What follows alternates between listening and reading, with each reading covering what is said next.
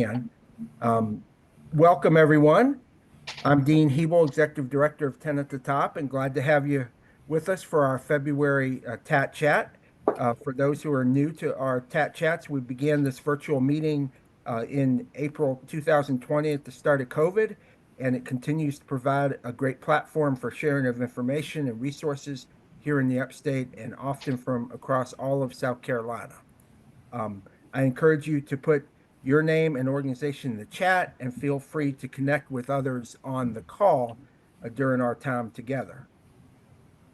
I mentioned this last month, 2024 was a very busy year for TATT at the Top. We conducted over 110 regional engagements with more than 3,700 participants, and the first month of this year has continued in that charge.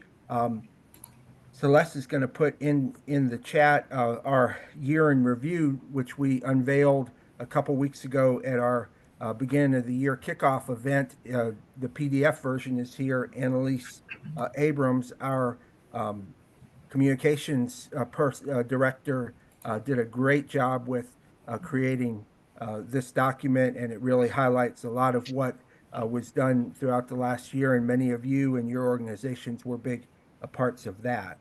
Um, we have another busy month here in February. Next Thursday, February 20th, we will be hosting our Upstate Downtown Academy in the city of Walhalla in Oconee County. We have, I think, 6 or 8 spots still left for that. If you've not been, there's a walking tour. We have representatives from the city government talking about their downtown renovations and what they have going on. And then the group is together for some time to have dinner and conversation as well. So it's really neat. We were in Spartanburg last month, and this month we are there. And then I believe we're in um, Green Gaffney and Abbeville the next 2 months. So it's really going to be great. And Celeste has put the link in the chat for that as well. We are hosting our first Upstate Connect event of 2025 in partnership with the Urban League of the Upstate next Friday, the 21st, at Ogletree Deacons Law Firm in downtown Greenville. The topic for this small group session is key employer and HR things to know in 2025. We had a call with our two topic leaders, Robin Knox and Michael Nail, this morning, and it's going to be a great session talking about a lot of the things that have been really hot button issues so far this year and have been unsettling to some businesses and organizations, and they're going to do their best to talk about some of the legal implications of different pieces there. So the Celeste has put that in. We have room for a few more folks if you're interested to join us for that event. We are very fortunate to have a generous and loyal group of funding partners. In 2024, we added 16 new partners, including 2 brand new leadership level partners, and we have already added a couple more leadership level that we'll be able to announce here pretty soon for this coming year. You can see our leadership level partners are on the screen there, their logos, and Celeste is putting a link to all of our partners in the chat. If your organization is not a funding partner of TATT at the Top, don't worry. We always have room for 1 or 2 or 6 more. We started last year hosting regular potential funding partner events in different parts of the region, and we are having our first one of this year coming up on February 28th at Tri-County Technical College in Pendleton. So anybody, especially those who are in that part of the upstate, if your organization is not a funding partner, or if you're a new partner and want to learn more about how to connect with your benefits and things of that nature, please feel free to join us for that luncheon coming up on the 28th. So it's now my pleasure to introduce and welcome Dr. Rachel Brown as our special guest for today. As many of you know, TATT at the Top has been partnering with the South Carolina Department of Public Health of the upstate region and the South Carolina Office of Rural Health, as well as many mental and behavioral health providers in the region over the last 2 years to develop the Resilient Upstate Behavioral Health Collaborative. We will be rolling out a number of specific resources and tools with that effort in the next few months. But today, we are very fortunate to have Dr. Brown from Thriving Workforce Solutions to talk about why it is important for employers and really everyone to integrate mental health into the overall health for themselves and for their employees. So, Dr. Brown, I will turn it over to you. Awesome. Thank you so much, Dean. I really appreciate you and Justine asking me to be here. I want to just start before I tell you a little bit about myself and get my slides going by throwing out the question that I get all the time. Leaders will come to me and say, how do I make my workforce happy, healthy, and productive so I can meet my goals and so that I can have a happy team working with me? And that's what I do. So when you're thinking about the spectrum of emotional well-being and mental health, there are a lot of ticks along that line and a lot of places where we can pull levers to help each other as leaders, to help our employees to be healthy, physically healthy, emotionally healthy, social, financially healthy, and so forth. I am along the line of how do we do that at a work unit or organizational level so that you all can meet your corporate goals. So I'm going to share my screen and this should work well, right? This should happen Technology like it never always fails. It is always does. perfectly good. Because it's always perfect. And certainly because I just said that out loud, it should be perfect. Okay. Can everyone see my slides? I'm not hearing anything. So does No, that you mean need to, it says double click to enter full screen mode. Can't see him. really? Hold on. I don't have any of that. Hold on just a second. There you are. Can you see this? Yes. Yep. How's that work? We good? All right. So, as I said before, I want to spend the next 30 minutes just giving you a glimpse of how you can meet your goals as an organization through the avenue of optimizing your workforce and optimizing their happiness, health, and satisfaction. Um, the reason for this may look different. So, for every organization that I work with, the first thing we do is I want to find out why is it that they're wanting their workforce to be, quote, healthy. So I'm a family physician, but I'm also what's called a certified corporate wellness specialist, which means that I work with organizations to help them create strategies, initiatives, policies, procedures that promote a culture of well-being in their company. And so for some, that means great, my healthcare claims are going to get better. And that's absolutely true. For others, they may notice there's a lower rate of burnout. And so turnover isn't as great.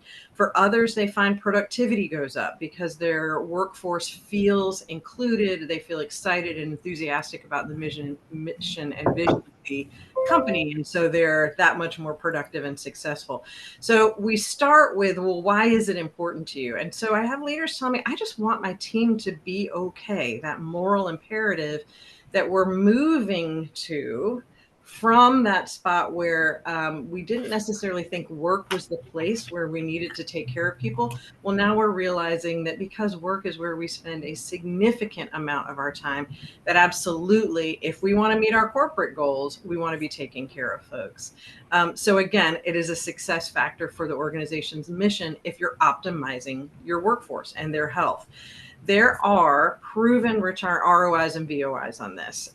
Historically, it's been difficult to convince folks, especially leadership, that the investment is worth having a healthier workforce. But now that there's been so much more research around what that looks like and what the returns are, we do have some numbers, and I'm going to share that with you today. So I can tell you overall, it used to be that for every $1 you spent on, quote, wellness, and that means a lot of different things to a lot of different people and leaders, you were going to get a return of about $3. And most of that showed up in sort of healthcare, health claims cost reduction, some of it in turnover, that kind of thing. Those numbers are a little refined now, and I can't wait to share those with you. And then some of us are in careers, some of you are in careers where you may be noticing there are now some organizational or even national or regional requirements to tend to your workforce's well-being. There may be some regulatory reasons. I know for our residents, that's absolutely the case in healthcare, the healthcare industry. So we have the why. I really want you guys to, for the next 30 minutes, the next 27 minutes, to be thinking about this the way I think about it as a physician. So when I started in medical school, we were taught what stress looks like in the body. What happens when something stresses us out? What's going on from brain to every other cell in the body and that cascade of hormones.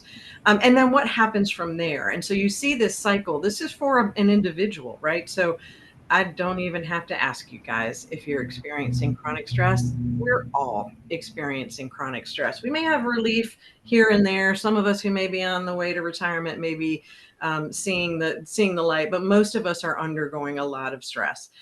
That will eventually lead to burnout, which we'll talk about a little, which makes someone ineffective. If you have burnt out members of your team, they will be ineffective. It does not matter how well they slog along, how well they wear their mask, they will be ineffective for you in some way or another. Maybe they're not productive. Maybe they're demoralizing the rest of the team.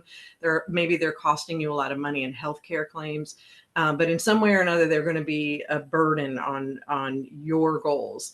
Now, if you can get someone from burnout through burnout, that's great. That's better. We don't want folks to be burnt out, but we might stop at a place of languishing. And that's really a sense, it's not exactly burnout, but it's a sense of aimlessness or joylessness in your work. You're just kind of going through the motions of it. That may sound a little better than burnout when we talk about it, but it actually has the exact same impact. Then what we want to do is move people through on the other side of that, where they're growing, they're building personal resilience. I have gotten very tired of using the word resilience only because people kind of look at me sideways now because it's just an overused term. But I will tell you, in medicine, that's exactly what's happening. You're building new neural pathways. Your brain is literally re-hardwiring itself to manage stress better when you build resilience, and it's called neuroresilience. So I'm sorry if you're tired of hearing the R word, but I'm going to use it today because it's the medical term.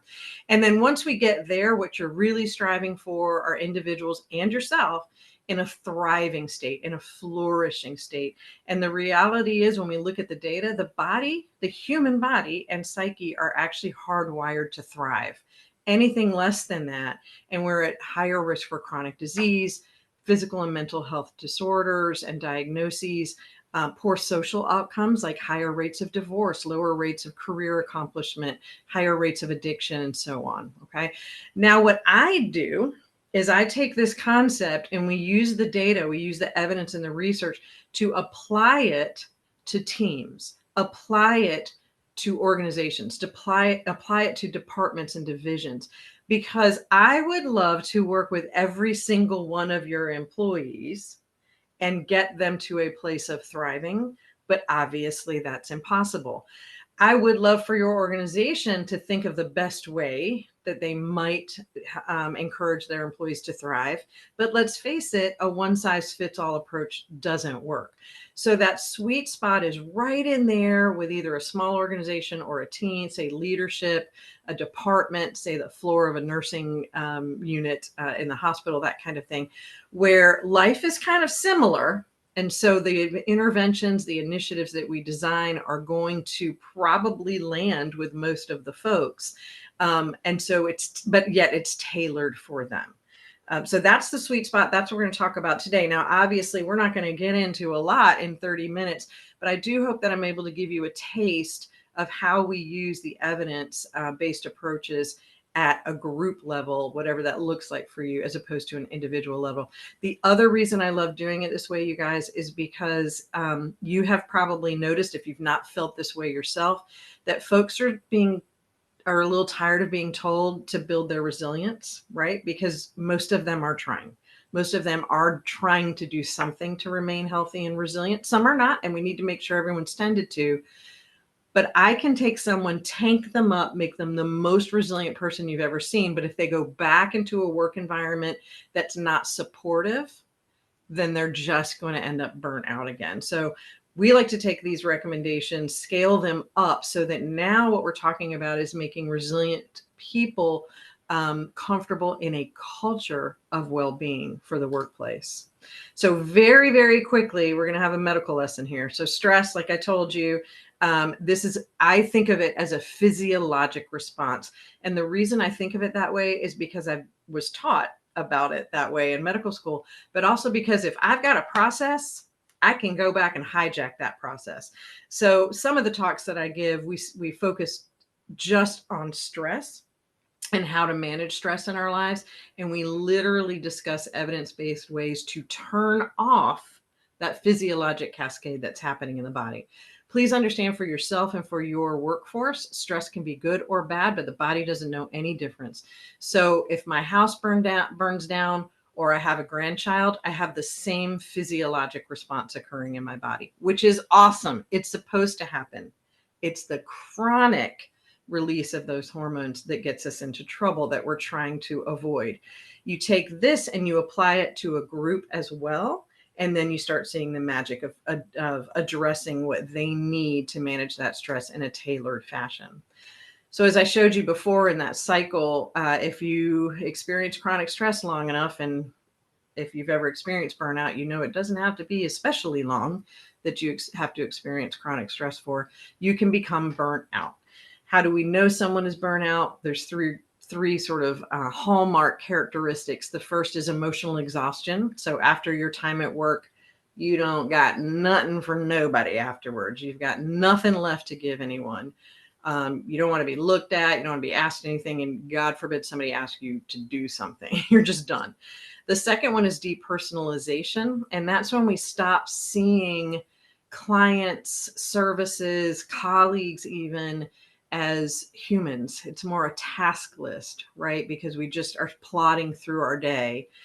This will show up most often, firstly, as cynicism. So if you know someone who wasn't already a cynical person, and let's be real, those folks are out there, but who wasn't already a cynical person and suddenly is becoming very cynical, they're just unhappy about everything, they never have anything good to say, they might be experiencing burnout. And then the third hallmark is diminished feelings of personal accomplishment. And so that's that sense of, why am I even bothering doing what I'm doing? I never get anywhere. I never make a difference. It just doesn't matter. And the reality is that's hardly ever true. And so it's really sad that someone would be feeling that way, that they weren't having an impact in their world, whatever that looks like to them, when they probably are. But that is a characteristic of burnout. So some of you are reading this and you may be thinking, okay, that makes sense. I know someone who seems to be going through burnout, or maybe you're thinking about it for yourselves. But remember, this is not a snap thing that happened, right? So we don't start in our work super enthusiastic and then one day a switch flips and we're in crisis burnout. It is a highly, highly insidious thing. And in fact, it's so insidious and happens so slowly and slyly that it's usually the burnt out person who realizes they're burnt out last. Everybody else can see it and they're fighting against that. I know I'm miserable, but I'm sure I'll be fine. And they're actually burnt out. Then we have languishing, which I mentioned before, is what happens when you're not burnout, you're coming out of burnout, or maybe even before you go into burnout. It's not great. So it's not that you don't have that energy, your emotional energy isn't spent, you aren't depressed. And by the way, that's another area that I talk about, what's the difference between burnout and depression and those kinds of things. But it's just joyless, aimless, meh. We don't really care, right? Ennui is the fancy word for it. We're just blah about everything. Again, same impact, whether you've got someone burnout or languishing. Same, going to have the same outcomes in their personal lives and in their work lives. So I wanted to share some of that impact with you. I realize this slide is wordy, but I really wanted you to see the breadth of what happens when you have someone or someone's or entire departments that are going through either burnout or languishing. So if you've been around long enough and you've seen it happen, or if you've experienced yourself, you know that behaviors change, right? We see less professionalism. There's a lot of what's called imposter syndrome, which comes partly from that element of burnout of not feeling like you're making a difference, but suddenly perfectly capable, experienced, competent folks will begin to think, I don't know what I'm doing and I'm just waiting to be found out. Okay. What happens is two things. One, that behavior and that mindset will impact folks around them, even if there's not been a transparency or an identification, this person is burnt out. You know this. You've been around people who are feeling toxic, and it makes you feel a little toxic. And so it's sort of like, what's his name in the Peanuts? Oh, Pigpen. They've got a cloud around them, and some of that dust is going to get on you too. And so that will decrease system-wide morale. But the other thing it does, and I'm not talking a ton about that today, but it burnout is portable. So it's a work phenomenon. It's classified by the World Health Organization as a work phenomenon, but it's portable and it can get dirt and dust in your personal life too. Okay. And that's unacceptable. None of you as leaders would want anyone in your team or yourself to have their personal life sabotaged from work burnout. So then we talk about the folks who are burnout, just not feeling great in their jobs. They're going to leave. Okay. They aren't necessarily not going from the frying pan into the fire, but they just think that must be what they need to do. And it's not really the solution, but that comes with a high cost. So depending at what studies you're looking at and which career fields you're examining, it costs anywhere from 50 to 200% of someone's salary to replace or retrain them. So if anyone's on the line from HR, you know this. You know it is so expensive to your organization when someone leaves. Not to mention the transition that occurs when someone's not there and a new person comes in and has to learn, or maybe there's a gap in staffing for a while. Or what we see a lot in healthcare is everybody just kind of picks up the load and it's never filled. And now the work burden gets higher and higher and higher. So it's highly, highly disruptive to have turnover, right? Now let's talk about what burnout and languishing do to productivity and quality. So you start to see, all of this is intuitive too. You've probably seen it in your lives, but we've got the research to show that it's real. You see about a third or so increase in absenteeism. So folks are suddenly sick more, or they can't make it in, or maybe they're being honest, I got to have a mental health day. But that will go up by a third. So clearly, if you have a lot of burnout in your organization and there's a third more absenteeism, you're going to lose productivity, right? And that will result in lost revenue. One study, a nice recent study since COVID, sort of wrapped, if we want to call it that, showed that on average, a burnout person is going to miss a whole month of work more than what they would have missed if they weren't burnt out. Then there's errors. And nobody, I don't care what field you're in, no one wants errors. They're going to happen. We have to have the psychological safety in our organization to deal with them, to learn from them, those kinds of things. But you're not looking for them. You want to set yourselves up to be the most successful. And especially if you're in a field where errors have very, very high consequences, right? Like in the emergency room, for example. But what we see in folks who are burnout and languishing is that there's a 50% increase in safety incidents with those folks. That's huge. That's a huge increase of incidences. And most of the time when that happens, there's a lag between the recognition of the burnout and the cause of the error. So that has to be taken care of on the front end. Now you got your physical health concerns. And this is where a lot of leaders will come to me. This is what they're trying to address. It's kind of the first, I might say, the back door to getting in and working on a culture of well-being. And that's, stress-related physical health concerns are no joke. They're all there. It's not just depression and anxiety. There's hypertension, there's sleep apnea, there's weight gain and all the associated sequelae there, chronic disease, hypertension, heart disease, diabetes. All of that is increased in folks with high stress levels or who are burnt out, and that costs you.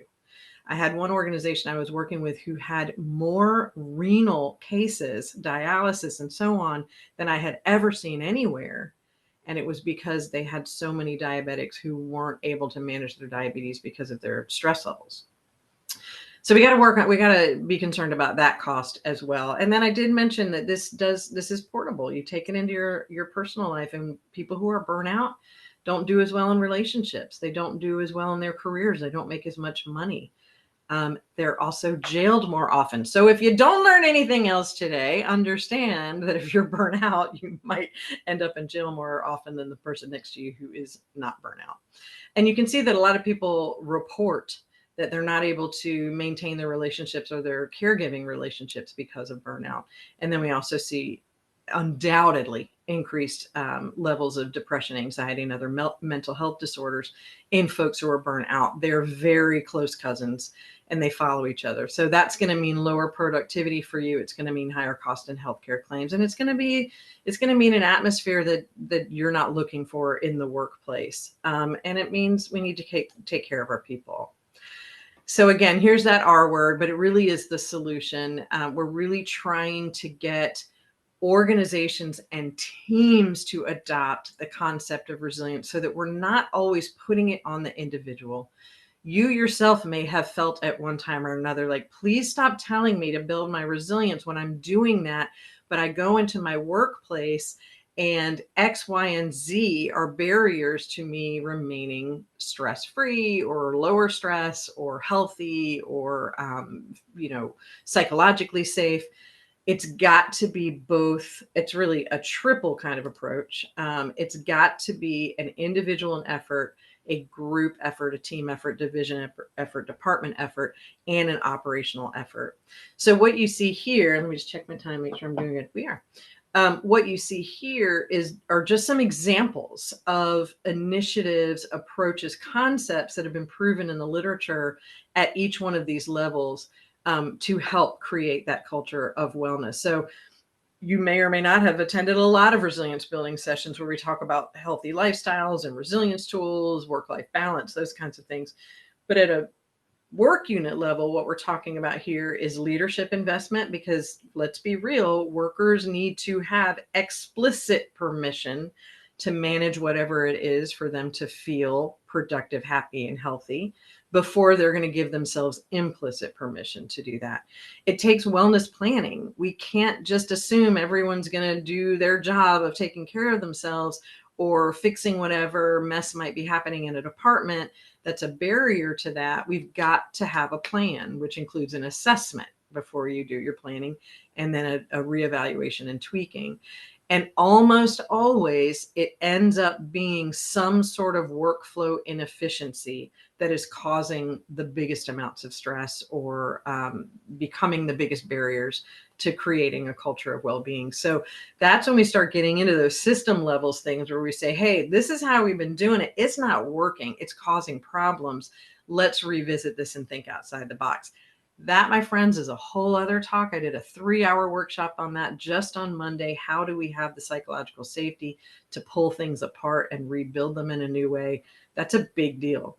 And then at a systems level, you really want to make sure you're refining things like your mission and vision, what I call an intentionality algorithm. Are we doing the things within our mission and vision that we should, and not sort of trying to do it all?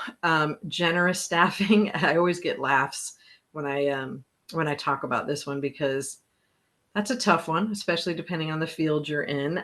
All of the data shows if you have generous staffing, in other words, the way I put it is more staffing than a consultant who's helping you, thin out the bottom line, it would tell you, you will have a much happier, healthier, productive workforce, and you will reach your corporate goals before those folks who are working on shoestrings of staffing.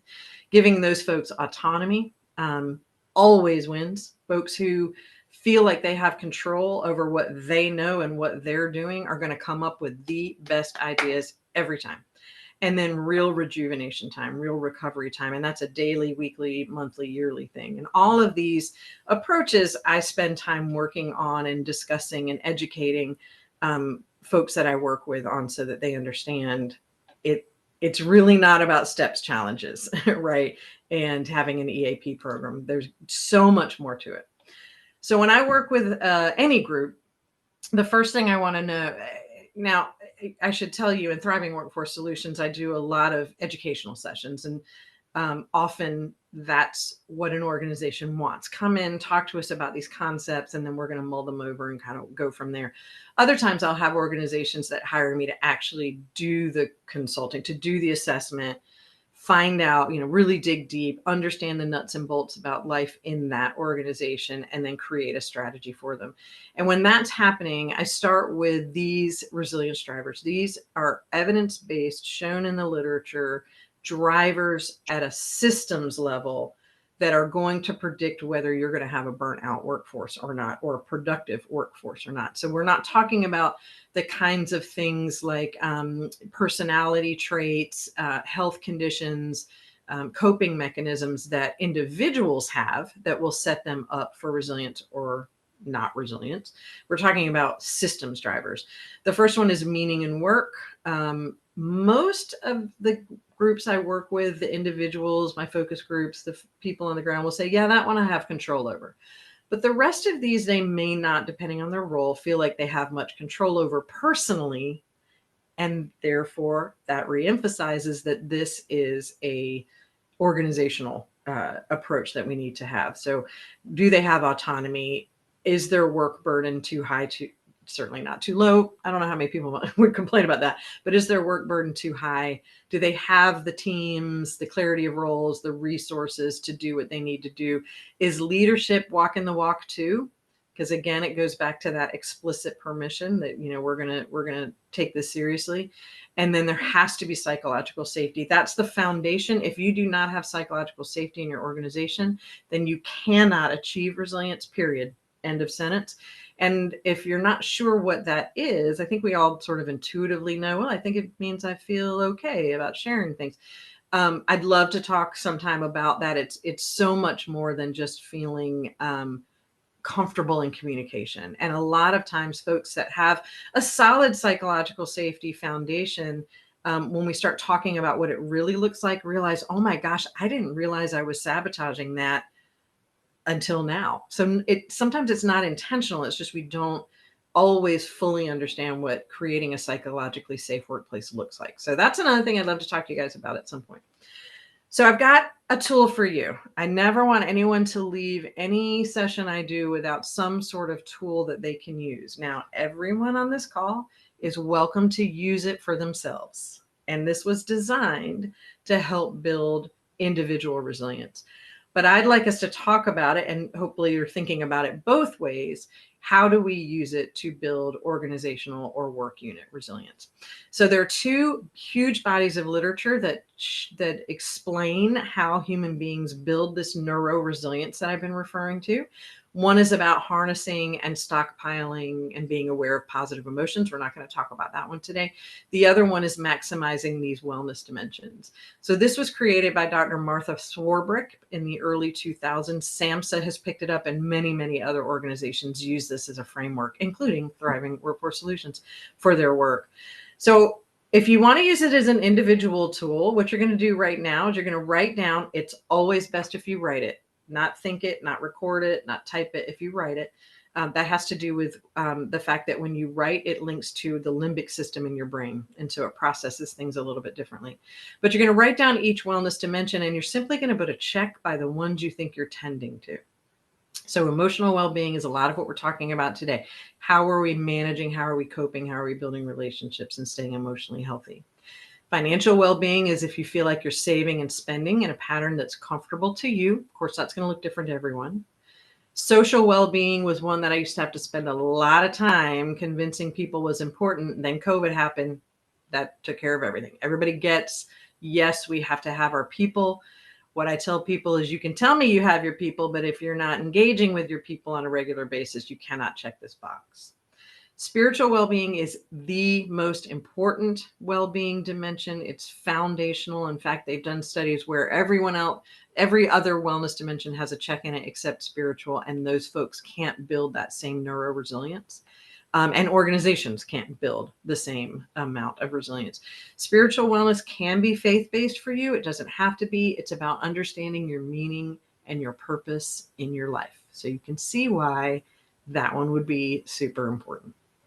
Occupational wellness is, do you feel like you're moving up and down the career ladder in whatever direction you want to go? Are you learning the skills you want to learn? Are you advancing? Are you getting your promotion? Or are you backing off and feeling like you want to retire? How is that going? What direction are you going in? And is that comfortable to you? Physical wellness is what everybody thinks I do. I made this joke when Justine heard this talk. Everybody thinks I run around and flog you with asparagus. And I say, you must work out 150 minutes a week. And I do that a little bit for sure. But it's not just all the things I do. But this is, are you moving? Are you trying to eat healthy? Are you getting sleep? That's usually a big fat no for most of the people I work with. Are you getting your vaccines? Are you getting your cancer screenings? All of that kind of thing. Intellectual wellness is my absolute favorite. This is, what are you doing to learn, be creative, get in the flow outside of work? So you might be learning a ton in your job, but this is outside of work. It's hobbies, guys. So are you still tending to your hobbies? Folks lose this one second. They lose sleep first, and then they drop their hobbies next when they get busy. And then the last one is environmental. And this is exactly what it sounds like. Are your surroundings contributing to chaos or calm? Okay. So the first step of this exercise, as I mentioned, is writing these things down, putting a check by the ones that you're tending to. I did not say knocking out of the park. I said tending to. And that clarity and awareness by itself, if you just did that exercise with me right now, is building neuroresilience in this moment. Okay. So when we have an awareness of, oh yeah, of course, this makes sense. These 8 wellness dimensions, I understand this. And then clarity, I see which ones I'm tending to. I see which ones need a little work. I kind of knew it, but this is in black and white right in front of me. It makes a lot of sense. That allows for the building of the resilience and the new neural pathways. Okay. The second step's a wee bit harder, but you can do it tonight or this afternoon when you get off this call. You want to pick 1 or 2 of these wellness dimensions that you didn't have a check in, or that maybe had a baby check or a check minus, however you did it. I've seen it done every way you can imagine. And come up with the smallest, doablest, achievablest goal you can. This is not about stretch goals. This is about self-esteem. So you want to set a goal that you know you're going to reach, because you're just going to keep growing from there. It's not about stopping there, but you're just trying to get a check in that box. And when folks tell me that they've checked all 8, I say, that's amazing. You're highly resilient right now, or you're lying. No, I'm kidding. But keep in mind, if we do this again in 3 months, it could be completely different, because life is always changing. So it's really not about getting 8 checks. It's about continual assessment, awareness, clarity, process. This is going to sound familiar to you in your companies, right? Isn't it always about continuous assessment, clarity, awareness, and progress? And then you do it again, and then you do it again, and then you do it again. So we can take these concepts and we can scale them up in the exact same way for organizations. And that's what I do. For the record, I will say, if you're using this as a personal resilience tool, which I do, it's recommended that you do it twice a year. So it's on my calendar for January 1st and July 1st. It's also recommended that you do it if you're feeling toxic. If you're like, wait a minute, Dr. Brown told me about this burnout symptoms, I'm sort of feeling some of them. Do the wellness dimension exercise. It's a fantastic resilience tool to help you avoid burnout, to prevent burnout. Or if there's a big change that happens in your life, that's always a great time to do it too, and just kind of reassess. So what I'd like to do in the last, I think I have maybe 6 minutes. Does that sound about right, Dean? Justine? Yes. In the last 6 minutes, what I'd like to do is share with you a couple of real examples. You might be doing some of these things already. You might read them and say, that doesn't apply to my workplace. That's okay. It's not meant to be an exhaustive list. It's just meant to show you how we take the wellness dimensions and scale them up and design interventions at the work unit or organizational level. So if we're saying emotional well-being, for instance, if I work with an organization that hasn't recognized that there's a spectrum, like I mentioned at the top of this session, of ways that a person is going to be managing their emotional well-being or their mental health, then we're going to look at what their menu of support resources are, and we're going to make sure we fill in the gaps. And a lot of times folks they'll do the big ones, like, okay, we're going to cover psychiatrists and we're going to cover these medicines in our benefit plan. We're going to have an EAP program with psychologists to work with folks who need some short-term counseling, but they forget about the other folks who maybe are hesitant about that or don't need that, but still need to know how to manage their stress burden, right? Whether that's as an individual or in the context of their work. So I do a lot of what I do out of Thriving Workforce Solutions is just businesses call me and say, hey, come talk to my team about work-life harmony, about how to manage stress, how to hijack the brain. You told me we could do things that would stop the stress response. How do we optimize communication amongst ourselves? How do we create reward programs so that we're managing our stress better? So that end of the spectrum tends to be ignored. So maybe we do that in the organization. You're going to have these slides and you'll see there's a couple of other ideas down there too. Again, you may be doing them. They may not be relevant, but just to give you some ideas.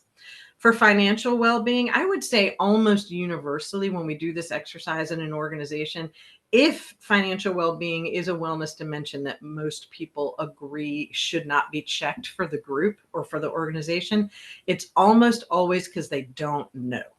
And so we may design an intervention where, and most people kind of don't want to look at all of the numbers. Most people don't know how to look at all of the numbers and may not be interested.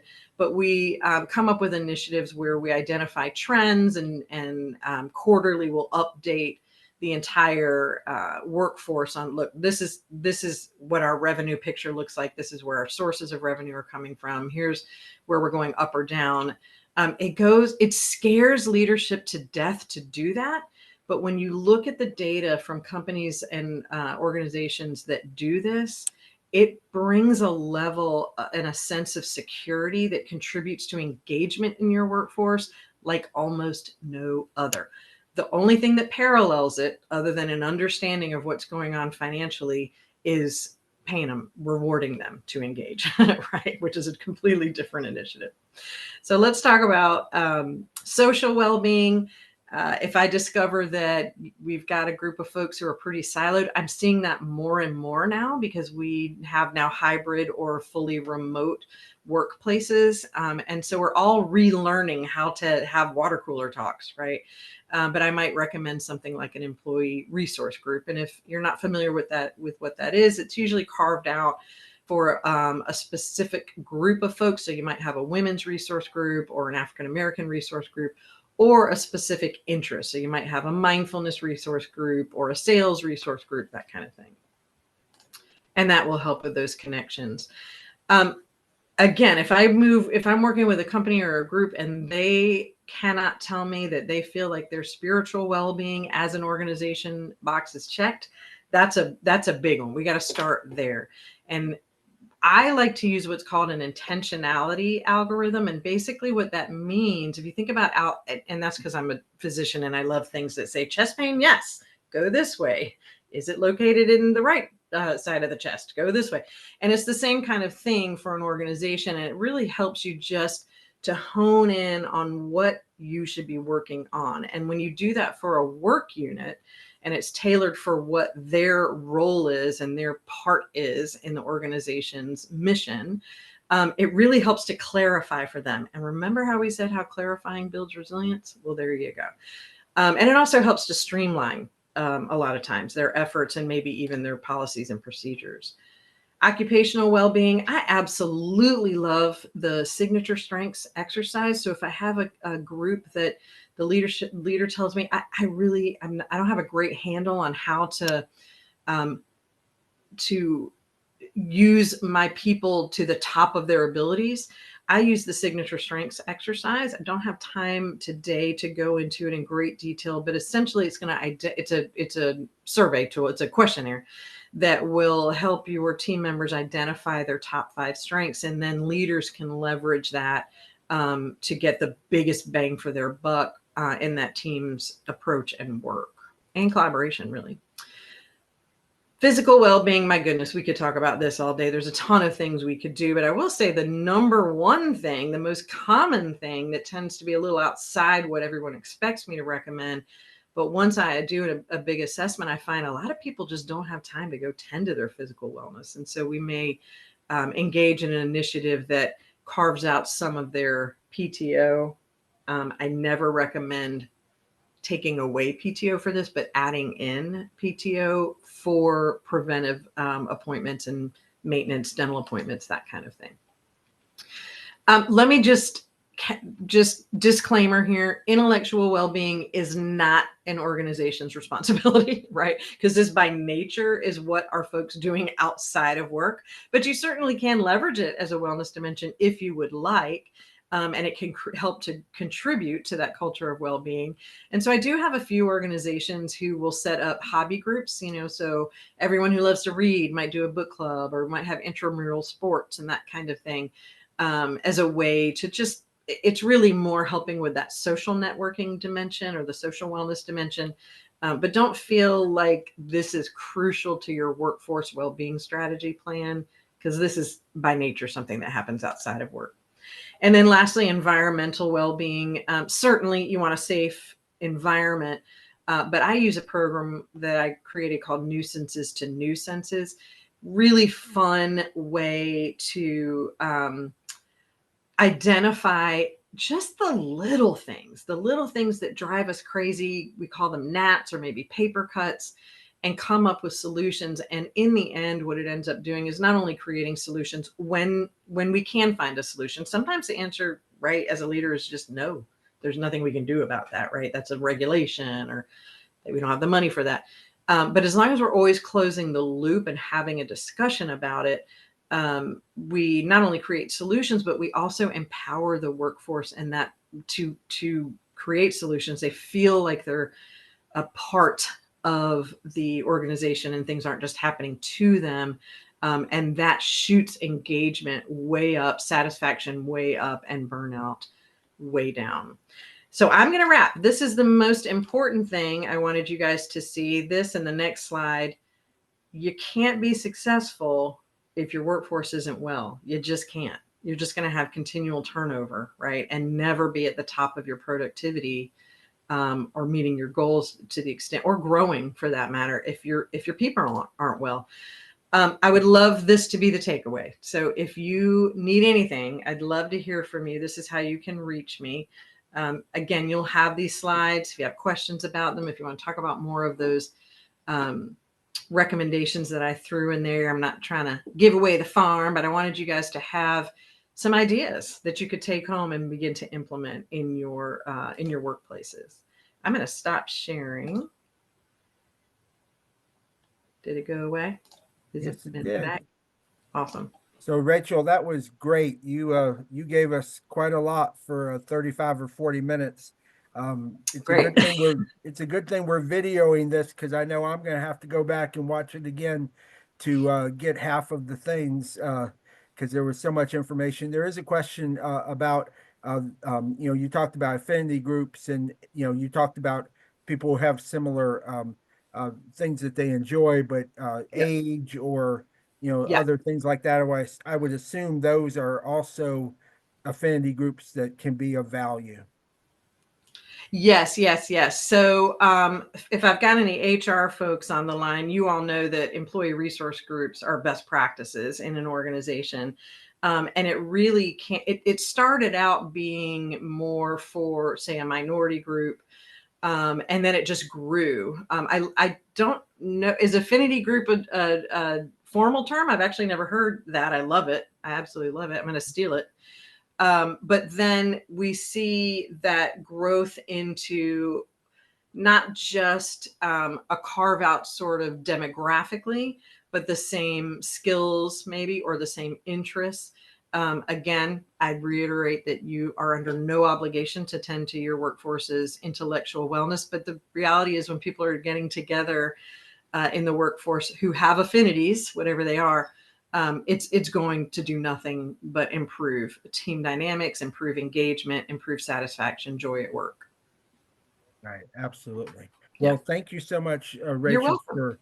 for this. It was really good, and as I mentioned, Rachel has been part of our well-being, resilient upstate work with behavioral health, and I think this is a great illustration of why that work is so important, and so many of you who are on this call are in that field and know the value of that. So with that, I want to make sure we have enough time for our resource update. So Justine, I'll turn it over to you. Hey everyone, thank you so much, Rachel. Always wonderful to hear from you, and I know you have so much more you could share. So much more. Today I get the honor to introduce Dee DiCarlo from Thrive Upstate to do our resource update though. Thanks, Dee. Thanks, Dean, Justine, team, everyone. I'll be quick. I think I have 5 minutes, and I've got a lot of photos that I reduced to 5 pages. Do you have that, Justine? You're going to load that, right? Okay. We are the Greenville County Disability and Special Needs Board, for those of you who don't know us. We've been around since 1971. And we are supporting individuals with lifelong intellectual developmental disabilities. That goal is to help them thrive in life, work, and play, which is our mission here. So go ahead, Justine, you can go to the next one. Thank you. In our programs, we support a lot of different individuals, and I know the focus with the word resource is how we can basically work together with some of the people on the call, which is why I wanted to be on here. But just a quick overview of who we are will help move that along. So in our residential program, we have 39 group homes throughout Greenville County, 250 people living in them in a community home-based environment, which we're loving to see because they can feel more of the community than when, unfortunately, they were in facilities. So the individuals who come to us typically don't leave us. And so in our day programs, we have 387 participants. We have 5 locations in Greenville County, and one's in Fountain Inn. The rest are in Greenville/Berea. At our day programs, what we're trying to do is give them a Monday through Friday experience outside of their home. And so I'll tell you a little bit about that when we get to that slide. We also have a head and spinal cord injury center at McAllister Square. And those individuals had, as it sounds, either a traumatic brain injury or head and spinal cord injury, and they're coming to us for intellectual rehab, but also as a sense of community. And we have 28 people in that program. And then early intervention is 0 to 5. So we've got families who are able to enjoy having a coach, per se, with our early intervention program, help them navigate as an infant until they get in school, how to best support their special need. I'm ready, Justine. Thanks. I combined many slides into this one slide, and basically it represents all the things we do in day programs. Again, my focus is going to be on employment, but while we're in a day program, our executive director, Tyler Rex, would like us to be out in the community at least 80% of the time, and we do that and more. So we do volunteer work. On the top left, Habitat for Humanity. We plant with David's Table, which is the top right. Partnering with other nonprofits is really fun. They love to do that. And we also have people coming to us from different organizations and schools. On the slide, the picture underneath Restore is Presbyterian College coming to our Blue Ridge Center, where we have 129 individuals, and they work with them for occupational therapy. And have a lot of fun with crafts and doing exercises. And then our signature right now is our Drumming Up Awareness program. We're really making that an event every year, typically in March, which is Disability Awareness Month. And the bottom left is Justin and our group looking at how we can entertain the community and also explain that our abilities are different and not disabilities. And so we have a lot of fun out doing those, and the ballet as well, which is next to that photo.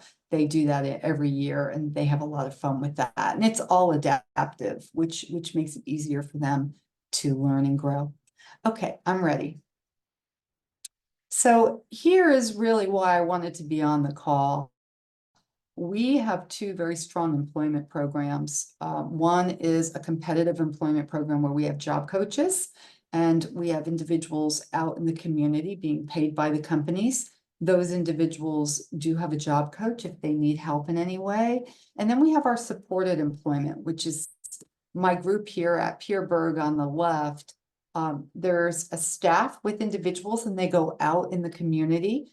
The staff brings them to the job site. They do various things while they're there. And the company is then able to take some of those support jobs that they would typically have someone multitasking to do.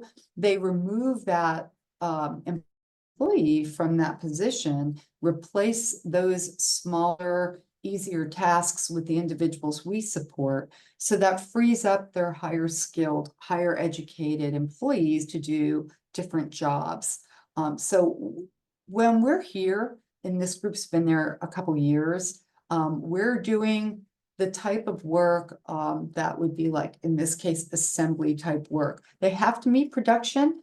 They need to make sure the quality is there. Our staff is there to help them do that. She's alongside them, probably also doing some of the work, which we're allowed to do, and the paperwork to make sure that work is completed.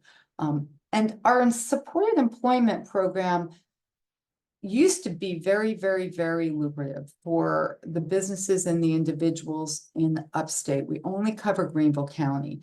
What I'm seeing in the last year is, with all the automation that's coming into the companies, that there have been more challenges involved in trying to keep this type of work to support individuals with disabilities. So part of this presentation is to reach out and make sure that you know we're there, and that if you do see an opportunity or have connections in the community where you think there might be a support role, and that could be manufacturing. We do a lot also with laundry, kitchen support, housekeeping, where those types of jobs are high turnover. We would be there in the long run to stay and enjoy employment there. There's a lot more that goes into that program, but I promise to keep it 5 to 8 minutes. So I'm talking really fast. And so that is the supported employment program. We have individuals right now. In the last year, we've had some people who were part of a long-term agreement with a company. I use agreement loosely because we want a win-win. We don't want to develop relationships where we're binding and we're forcing that to work. So it has to work for both Thrive and the businesses. And I think for those companies that have enjoyed having our groups like this group, that they've been very successful in that partnership. So in a nutshell, that's kind of why I'm here, is to reach out and make sure everyone knows that we have these talented individuals. We do have some people right now who would be good candidates in this program. And if you want more information about how we can move that forward, I think I'm in the chat, but I can also put my email in there if that works best. That would be reach out to me. great. I'll do Yes. that. And then I only have one more slide because I was limited to 5. And this is a very reduced PowerPoint. So if you would move forward, I'm in the bottom here, but I'll put it in the chat. I put our biggest challenge here because with supported employment, we provide the transportation, but with individuals with disabilities, seniors, vulnerable adults in general, in Greenville County in particular, we don't have a transit system that supports not only bringing them to work, but also allowing them to enjoy the community activities and the places that we have, and so much to offer in Greenville County. So that is our biggest challenge. I'm sure you've heard it before in other organizations where, transportation is limited. Hopefully we can work together to maybe come up with a plan that allows some alternatives and some additional solutions to that. So I'm also reaching out to say, if you want to form a group or some task support group that looks at transportation, I'm in. So that was it. I think I'm at my maximum and time, and I'm going to go ahead in the chat and put my email in there. And I greatly appreciate you letting me talk for a few minutes to your group and on the call. Thank you, Dee. Thanks. You're muted, Dee. I'm sorry. I am muted. Yes. Thank you, Dee. And as I believe most of you know, there are disability and special need boards in every county in the upstate that do similar work at different levels. And certainly, Dee, we need to make sure you're connected with GP McClear and the Upstate Mobility Alliance if you have not been engaged with them in the past. Again, thank you to Rachel and to Dee for being our presenters today. Our TATT Chat next month on March 13th. We'll feature Jeff Brown from the Greenville Drive to talk about baseball. It's almost baseball season. It certainly didn't feel like it early part of this week, but hopefully in the next few days it'll start feeling like baseball weather. And I know college baseball and softball has started, and spring training is on the horizon in the next few days as well. So thank you all for being with us today, and we look forward to having you join us again next month for our next TATT Chat. Take care and have a great day and weekend. Thank you. Happy Valentine's Day, everybody. Yes.